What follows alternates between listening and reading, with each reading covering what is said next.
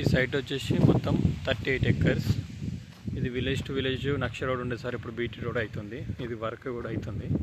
Already సగం BT road అయింది, ఇంకా సగం ఉంది. ఇది మొత్తం సైట్. పక్కకున్నదేమో మన ఫిలిం సిటీ వాళ్ళది. దీంట్లో షూటింగ్స్ కూడా అవుతాయి.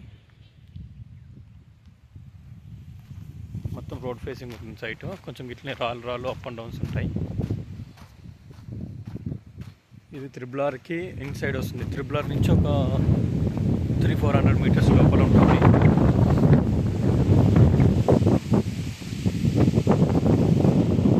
తుర్కపల్లి నుంచి 6 కిలోమీటర్స్ ఉంటుంది.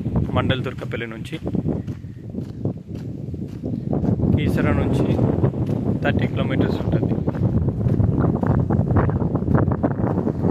ఈసెల్ నుంచి 45 కిలోమీటర్స్.